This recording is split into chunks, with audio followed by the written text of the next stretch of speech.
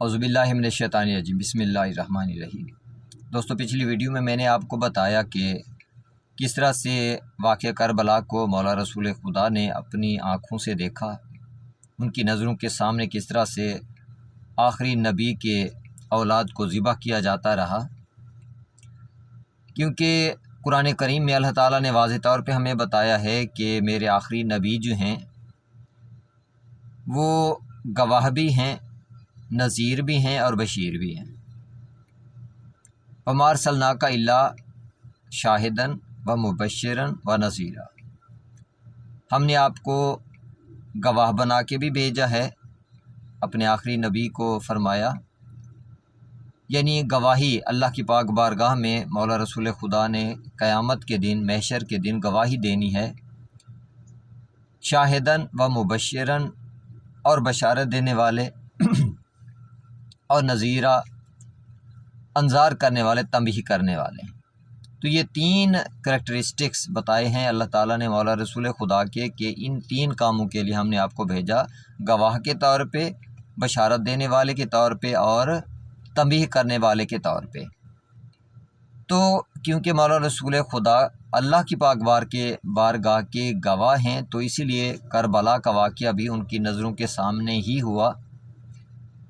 حضرت مولا امام حسین علیہ السلام جب مدینہ کو چھوڑ کے وہاں سے چلے تو مکمل طور پہ مولا رسول خدا بھی ان کے ساتھ رہے، کیونکہ اللہ کی پاک بارگاہ میں گواہی دینی ہے روز محشر۔ پھر میں نے روایت کے ذریعے بھی آپ کو بتایا تھا کہ مولا امام حسین علیہ السلام کی دونوں بہنیں جو ہیں، روز عاشور یعنی 10 محرم کو جب یہ جنگ ہوئی تو اس دن بھی صبح سویرے سے ہی جیسے جنگ شروع ہوئی تو انہیں مولا رسول خدا مولا امام حسین علیہ السلام کے پیچھے پیچھے چلتے ہوئے روتے ہوئے دکھائی دینے لگے، لیکن آخری وقت میں جب مولا رسول امام حسین علیہ السلام اپنے گھر والوں کو الوداع کہہ کے ہمیشہ ہمیشہ کے لیے جانے لگے تو پھر بی بی نے پوچھا کہ مولا، ہمیں آپ کے پیچھے ایک بزرگ نظر آ رہے ہیں صبح سے، آپ جہاں جہاں قدم رکھتے ہیں وہ وہیں وہیں پہ قدم رکھتے ہیں اور مسلسل رو رہے ہیں اور ان کی نظر آپ پہ ہے۔ تو مولا امام حسین علیہ السلام نے پیچھے مڑ کے دیکھا اور ہلکا سا مسکرا کے فرمایا کہ کیا آپ نے پہچانا نہیں کہ نانا محمد ہیں، کیونکہ انہوں نے ہماری گواہی دینی ہے۔ اس کے بعد مولا امام حسین علیہ السلام نے ایک آیت کی تلاوت کی جو میں نے کل آپ سے وعدہ کیا تھا کہ میں آپ کے سامنے رکھوں گا، تو آج میں وہ آیت آپ کے سامنے رکھتا ہوں، تھوڑی ڈیٹیل میں ہے، اس کو سمجھنے کی کوشش کیجئے گا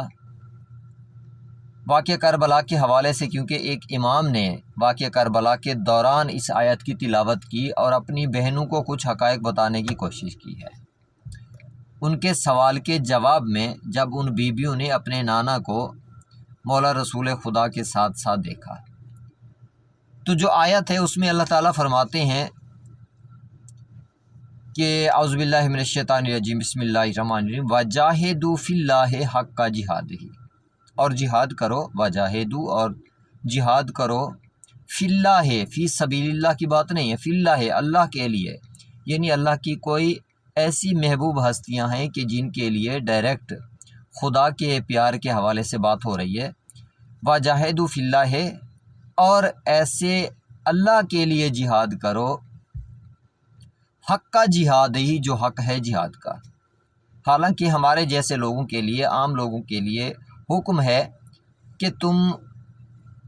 فاتقوا اللہ ما استطعتم، تم اپنی استطاعت کے مطابق اللہ کا تقوی اختیار کرو، یعنی اللہ تعالیٰ کسی بھی نفس پہ اس کے مقام کے مطابق ہی بوجھ ڈالتے ہیں، اس کی اوسط سے زیادہ بوجھ نہیں ڈالا جاتا۔ لیکن کیونکہ یہ جوانان جنت کے سردار ہیں، ان کی آزمائش ہو رہی ہے، اہل بیت ہیں، اللہ تعالیٰ کی پیاری ہستیاں ہیں، تو ان کی آزمائش کا لیول بھی اسی طرح سے، انہیں یہی حکم ہے کہ اللہ کے لیے جہاد کرو، حق کا جہاد ہی، جو حق ہے جہاد کا، یعنی جہاد کا بھی حق ادا کرو۔ جاہدوا فی اللہ حق جہاد ہی، ہو واجتباکم، ہوا، اسی ذات نے، اس ہوا کے لیے میں نے ایک الگ ویڈیو بنائی ہے، اس کو آپ دیکھ سکتے ہیں، کیونکہ زبور میں بھی ہووا کے لیے لفظ وہ استعمال کرتے ہیں یا ہووا۔ پہلی کتابیں جو ہیں توریت میں، ان میں بھی یہ اس قسم کے الفاظ استعمال ہوئے ہیں۔ قرآن کریم میں بھی ہووا کا لفظ جو ہے استعمال ہوا ہے۔ ہووا اللہ تعالیٰ نے اپنی پاک ذات کے لیے لفظ استعمال کیا ہے، یاد دلانے کے لیے کہ تم اپنے جس خالق کے ساتھ وعدہ کر کے دنیا میں آئے ہو، اس کے لیے اللہ تعالیٰ نے ہووا کا لفظ استعمال کیا۔ جیسے ہم پڑھتے ہیں کل کہہ دیجئے ہووا وہ ذات جس سے تم وعدہ کر کے آئے ہو، جس نے تمہیں خلق فرمایا ہو، اللہ ہو، اللہ ہے، احد احد ہے۔ تو یہاں پہ بھی اس ذات نے فرمایا کہ ہو وجتباکم، اسی نے ہووا، اسی ذات نے، اسی رب نے ہو وجتباکم تمہیں مجتبا قرار دیا ہے، تمہیں چنا ہے۔ یعنی اللہ تعالیٰ اپنی کچھ منتخب شدہ ہستیوں سے خطاب کر رہے ہیں۔ ہو وجتباکم وما جعل علیکم فی الدین من حرج، اور اس نے تمہارے لیے دین میں کوئی حرج نہیں رکھا۔ یعنی تم جو بھی کام کرتے ہو وہ خدا کا دین ہی ہوتا ہے۔ جیسے کہ اہل بیت کا ہر عمل جو ہے وہ ہمارے لیے دین ہے۔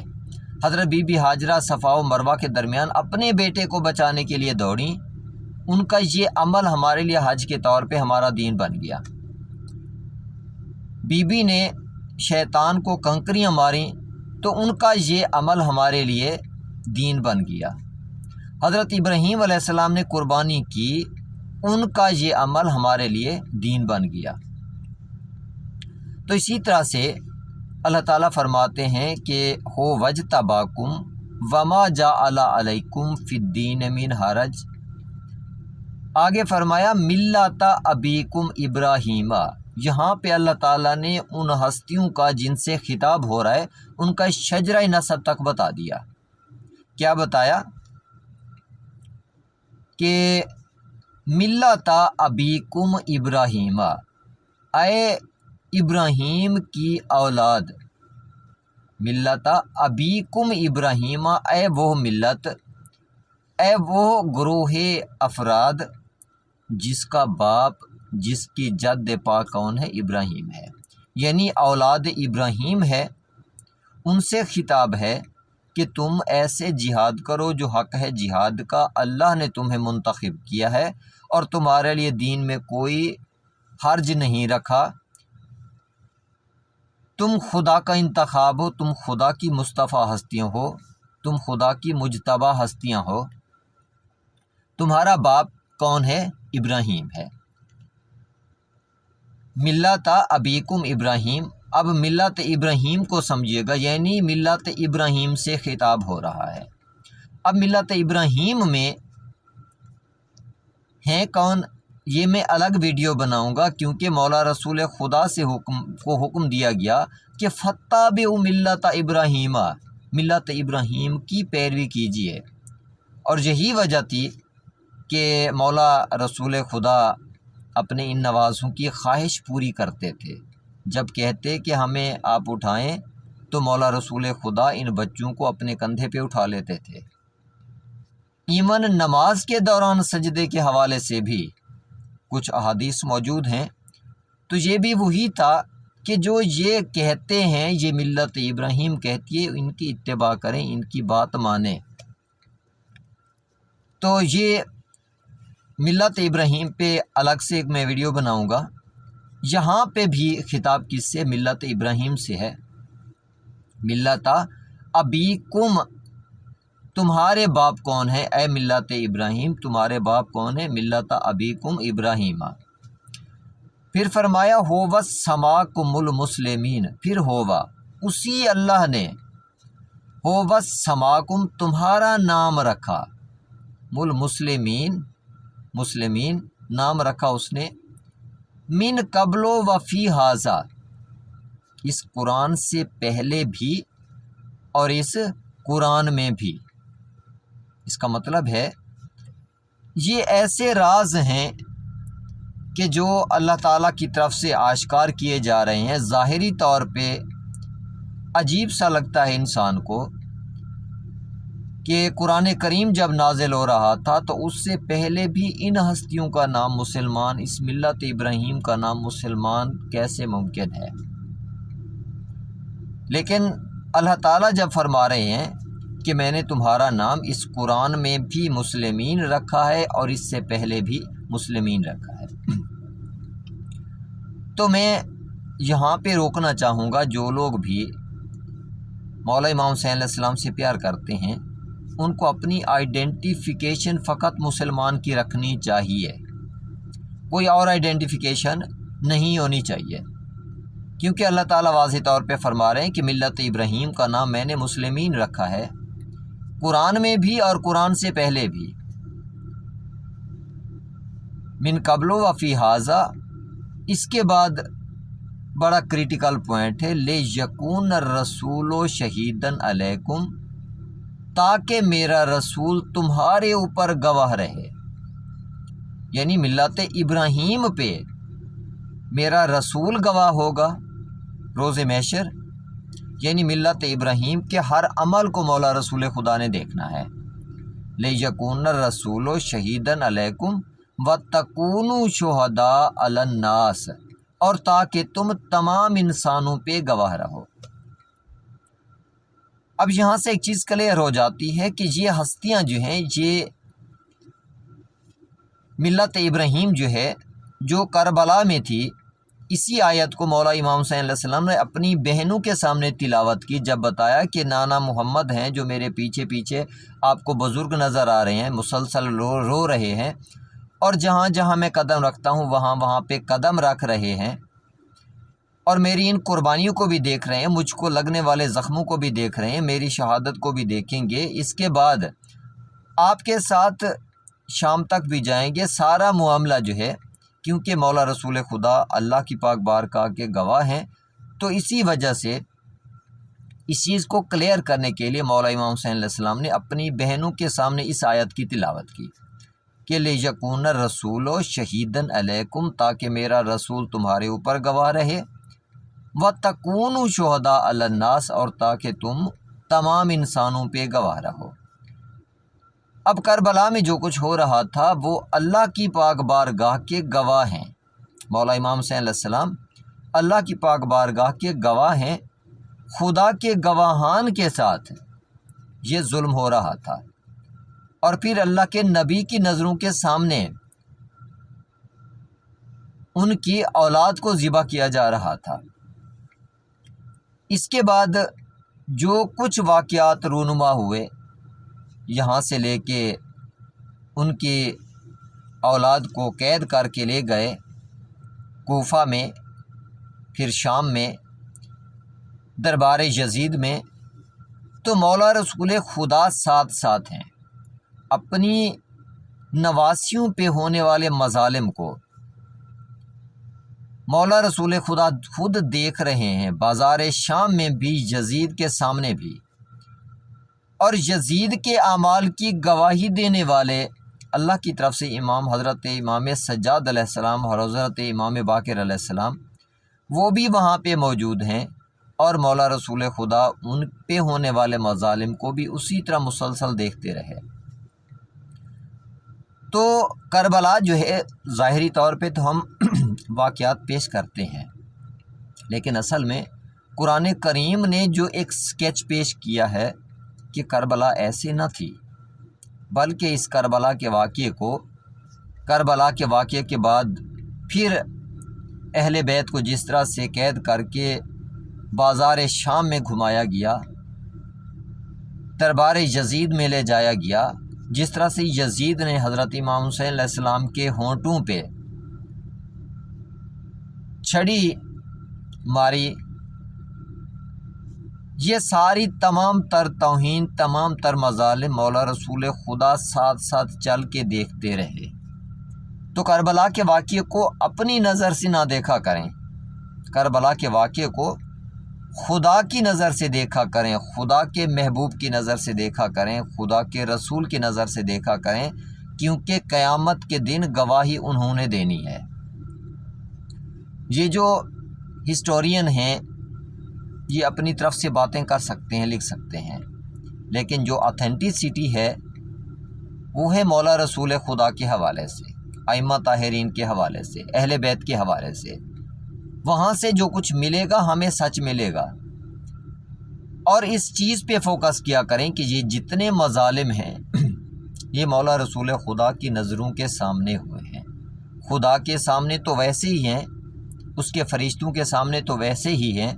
کیونکہ ہر انسان پہ دو فرشتے، رائٹ اور لیفٹ، دو فرشتے رہتے ہیں جو ویڈیوز بنا رہے ہیں، ویڈیوز بھی بن چکی، لیکن جو تکلیف مولا رسول خدا کو بھی ہوئی ہے ساتھ ساتھ کہ ان کی اولاد کو ان کی نظروں کے سامنے ذبح کیا گیا، یہ واقعہ بڑا عجیب نظر آتا ہے اگر ہم قرآن کریم کی اس آیت کی نظر سے دیکھتے ہیں تو کوشش کیا کریں جو مظالم ہوئے ہیں کربلا میں ان کو آنے والی نسلوں تک منتقل کریں، یہ مظالم چھپ نہ جائیں، تاکہ آنے والی نسلوں کو بھی حق و باطل کا فرق پتہ چلتا رہے کہ یہ حق و باطل کی جنگ تھی، دو شہزادوں کی جنگ نہ تھی، یہ اللہ کے دین کے حوالے سے جنگ تھی، ایک حزب اللہ تھی اور ایک حزب الشیطان تھی، تاکہ آپ کی آنے والی نسلیں گمراہ نہ ہوں، تاکہ روز محشر وہ آپ کا دامن نہ پکڑیں کہ جب آپ کو معلوم تھا آپ نے ہمارے سامنے بیان کیوں نہیں کیا۔ کیونکہ روز محشر بہرحال ہر انسان نے اپنے خدا کی بارگاہ میں حاضر ہونا ہے، ہر چیز کا جواب دینا ہے، تو اس لیے خدا کی آیات کو کم قیمت پہ مت تولا کریں، کم قیمت پہ مت بیچا کریں۔ یہ واقعہ کربلا انسانی تاریخ کا انتہائی افسوسناک ترین واقعہ ہے کہ جس میں نبی کے سامنے اور انبیاء کو اللہ تعالیٰ نے اس طرح سے شاہد بنا کے نہیں بھیجا، گواہ بنا کے نہیں بھیجا، آخری نبی کو اللہ تعالیٰ نے گواہ بنا کے بھیجا ہے، شاہدن وما ارسلناک الا شاہدن ومبشرا ونذیرا۔ تو جب اللہ کی پاک بارگاہ کے گواہ دیکھ رہے تھے، انہی کی اولاد کو ذبح کیا گیا، انہی کی نواسیوں کو بے پرد کیا گیا، بازاروں میں گھمایا گیا، دربار یزید میں لا جایا گیا، تو بہرحال اس نبی پہ کیا گزری، اس واقعہ کربلا کو اس نظر سے دیکھا کریں کہ یہ واقعہ کربلا ہمارے نبی پہ کیسے اثرات چھوڑ گیا، اگر آپ کو اپنے نبی سے پیار ہے تو۔ امید کرتا ہوں ویڈیو پسند آئی ہوگی۔ یہ واقعہ کربلا کی ایک سیریز جو میں نے شروع کی ہے، نیکسٹ اس کے ٹوٹل جو فیکٹس ہیں وہ میں آپ کے سامنے رکھوں گا، لیکن اسی طرح سے قرآن کریم جس نظر سے اس واقعہ کو دیکھتا ہے اسی انداز میں میں آپ کے سامنے پیش کروں گا۔ چینل کو سبسکرائب کر لیں، بیل آئیکن کو پریس کر لیں تاکہ میری آنے والی ویڈیوز آپ تک پہنچتی رہیں۔ دعا گو ہوں دونوں جہانوں میں آپ اللہ تعالیٰ کی امان میں رہیں۔ اللہ حافظ۔